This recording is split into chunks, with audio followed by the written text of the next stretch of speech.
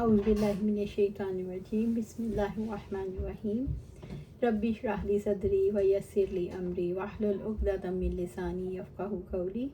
سورۃ نساء آیا 41۔ فَكَيْفَ إِذَا جِئْنَا مِنْ كُلِّ أُمَّةٍ بِشَہِیدٍ، پھر کیا حال ہوگا جب ہم ہر امت میں سے ایک گواہ لائیں گے۔ ایک دفعہ ابن مسعود رضی اللہ تعالیٰ عنہ کو آپ صلی اللہ علیہ وسلم نے قرآن سنانے کو کہا۔ جب وہ اس آیت پر پہنچے تو آپ صلی اللہ علیہ وآلہ وسلم نے کہا ٹھہر جاؤ ٹھہر جاؤ۔ ابن مسعود نے جب آنکھ اٹھا کر دیکھا تو آپ صلی اللہ علیہ وسلم کی آنکھوں سے پانی جاری تھا۔ پھر کیا حال ہوگا جب ہم ہر امت میں سے ایک گواہ لائیں گے۔ یہ کہہ کر اس طرف توجہ دلائی جا رہی ہے کہ آج ایمان اور عمل کا سرمایہ نہیں، کفر اور بدعمالیاں ہیں۔ اس دن کیا حال ہوگا جب ہر قوم سے گواہ اٹھائے جائیں گے اور اے محمد صلی اللہ علیہ وسلم تمہیں امت مسلمہ پر گواہ لائیں گے۔ قیامت کے دن کا گواہ ہونا، ہر امت کے گواہ کی حیثیت سے اس کے رسول کو بلایا جائے گا جو گواہی دے گا۔ وَجِئْنَا بِكَ عَلَىٰ هَٰؤُلَاءِ شَهِيدًا، اور آپ کو ان پر گواہ لائیں گے۔ قیامت کے دن گواہی کی صورتحال اس حقیقت پر مشتمل ہوگی کہ فیصلہ کرنے والا کامل علم، کامل عدل اور کامل حکمت کا مالک ہے۔ وہ مخلوق میں سے سب سے زیادہ سچی شہادت کی بنیاد پر فیصلہ کرے گا۔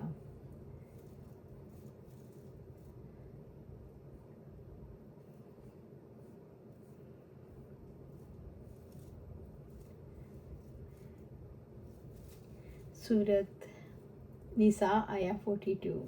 یومئذ یود الذین کفروا وعصوا الرسول لو تسوی بہم الارض، جس دن وہ لوگ جنہوں نے کفر کیا اور رسول کی نافرمانی کی تمنا کریں گے کاش ان پر زمین برابر کر دی جائے۔ وَلَا یکتمون اللہ حدیثا، اور اللہ تعالیٰ سے وہ کوئی بات چھپا نہیں سکیں گے۔ وَلَا یکتمون اللہ حدیثا، اللہ تعالیٰ نے حشر کے میدان کی دہشت کو انسان کی تمنا میں رکھ دیا کہ اس دن لوگوں کی تمنائیں بدل جائیں گی۔ وہ انسان جو مرنا نہیں چاہتا، دنیا سے جانا نہیں چاہتا، قبر سے گھبراتا ہے، کل کے دن تمنا کرے گا کاش زمین اس پر برابر کر دی جائے۔ اس کیفیت میں نہ اپنے تاثرات رب سے چھپا سکیں گے نہ اپنے اعمال سے۔ اللہ تعالیٰ نے توجہ دلائی ہے کہ آج کے وقت سے فائدہ اٹھا لو۔ سورۃ نساء آیا 43۔ یا ایھا الذین آمنوا لا تقربوا الصلاۃ وانتم سکاریٰ، یا ایھا الذین آمنوا، اے لوگو جو ایمان لائے ہو، یعنی اے وہ لوگو جنہوں نے اللہ اور اس کے رسول کی تصدیق کی ہے، لا تقربوا الصلاۃ وانتم سکاریٰ، تم نماز کے قریب بھی نہ جاؤ اس حال میں کہ تم نشے میں ہو۔ مومنوں کو نشے کی حالت میں نماز پڑھنے سے روکا ہے، کیونکہ نشے میں انسان کو اپنی بات اور حالات کا ہوش نہیں ہوتا۔ سکارا یہ سکران کی جمع ہے، سکران شراب کے نشے میں دھت کو کہتے ہیں۔ نبی صلی اللہ علیہ وسلم نے فرمایا اگر کسی کو نماز پڑھتے ہوئے اونگ آنے لگے تو وہ سو جائے جب تک کہ اسے یہ معلوم نہ ہونے لگے کہ وہ کیا کہہ رہا ہے، یعنی اونگ کی حالت میں نماز نہ پڑھی جائے یہاں تک کہ نیند چلی جائے۔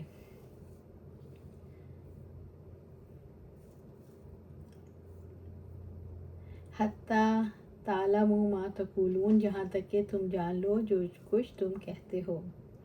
نماز اس وقت پڑھو جب تم جان لو کہ کیا کہہ رہے ہو۔ ولا جنوبا، اور نہ ہی جنابت کی حالت میں۔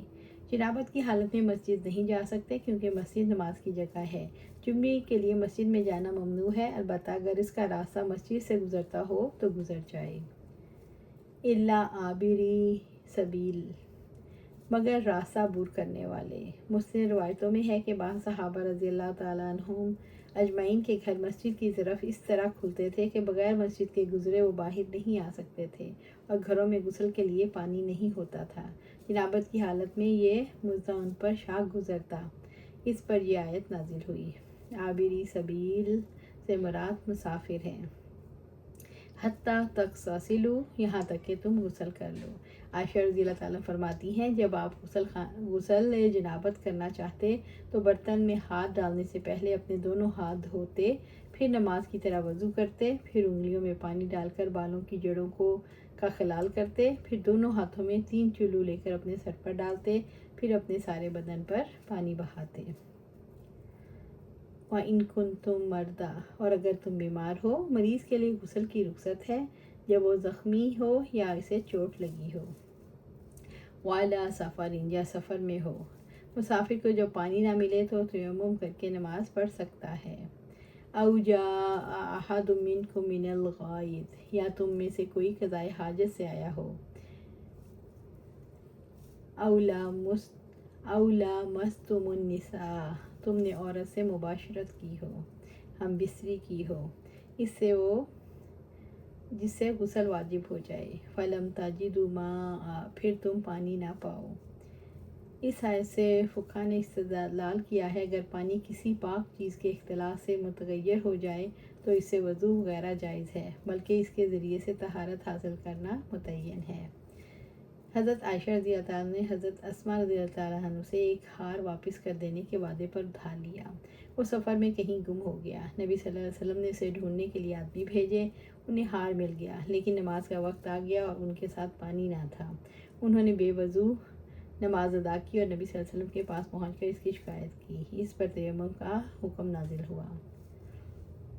فَتَیَمَّمُوا صَعِیدًا طَیِّبًا، تو پاک مٹی سے تیمم کر لو۔ تیمم کے معنی ارادہ کرنے کے ہیں۔ سفر میں یا جہاں پانی موجود نہ ہو یا پانی کے استعمال سے بیماری بڑھنے کا اندیشہ ہو تو پاکیزگی حاصل کرنے کے لیے پاک مٹی کا استعمال تیمم کہلاتا ہے۔ پانی کی عدم موجودگی میں تیمم کرنا گویا مٹی سے وضو کر کے پاکیزگی حاصل کرنا ہے۔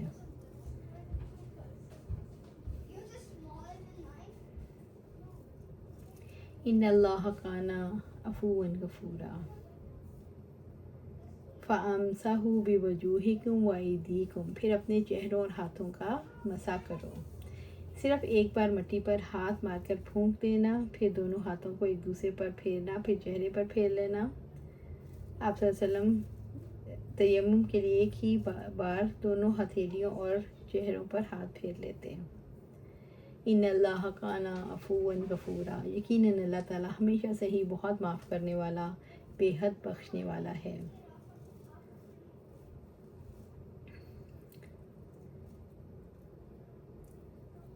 اگر بندہ مومن زمین بھر گناہ کے ساتھ اللہ کے دربار میں حاضر ہو، اس نے اللہ کے ساتھ کسی کا شریک نہ کیا ہو، تو اللہ تعالیٰ بھی اسے زمین بھر مغفرت سے نوازے گا۔ اللہ سبحانہ تعالیٰ سے دعا ہے ہمیں بھی قرآن مغفرت عطا فرمائے، ہماری بھی مغفرت فرمائے۔ سورۃ نساء آیہ 44۔ الم تر الی الذین اوتوا نصیبا من الکتاب یشترون الضلالہ، کیا آپ نے ان لوگوں کو نہیں دیکھا جن کو کتاب میں سے ایک حصہ دیا گیا، وہ گمراہی خریدتے ہیں؟ اللہ کے دشمن یہود ہیں جو گمراہی خریدتے ہیں۔ الکتاب سے مراد تورات ہے، یشترون ضلالہ اس سے مراد یہود ہیں، انہوں نے کتاب الہی کا ایک حصہ گم کر دیا، پھر جو کتاب ان کے پاس موجود تھی ان کے مقصد اور روح سے بھی وہ بیگانہ ہو گئے۔ یشترون ضلالہ گمراہی خریدنا۔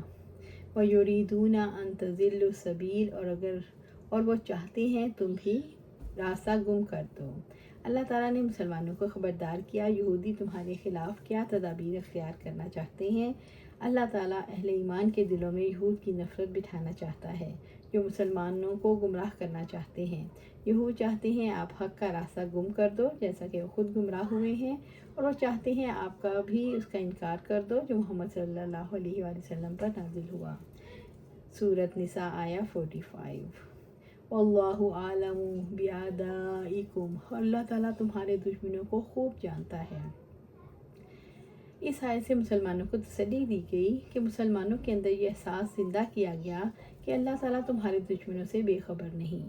وَقَفَى بِاللَّهِ وَلِيًّا وَقَفَى بِاللَّهِ نَصِيرًا، اور اللہ تعالیٰ ہی کافی دوست ہے اور اللہ تعالیٰ ہی کافی مددگار ہے۔ اللہ تعالیٰ نے احساس کو اجاگر کیا کہ حق اور باطل کی کش میں تم اکیلے نہیں، ہم تمہارے ساتھ، تمہارے ولی تمہارے موافق الفطری طریقے سے مدد کریں گے، یعنی غیر فطری طریقے سے تمہاری مدد کی جائے گی۔ اللہ تعالیٰ نے یہود کی دشمنیوں اور شرانگیزیوں پر مسلمانوں کے حوصلے برقرار رکھنے کے لیے اپنا ولی اور نصیر ہونے کا شعور دلایا۔ اللہ تعالیٰ نے مومن کا رخ اپنی طرف رکھنے کے لیے اور اپنے ولی اور نصیر ہونے کا شعور دلایا۔ تبارک و تعالیٰ کی ولایت اور سرپرستی میں خیر کا حصول اس کی نصرت میں شرکائے زوال ہے۔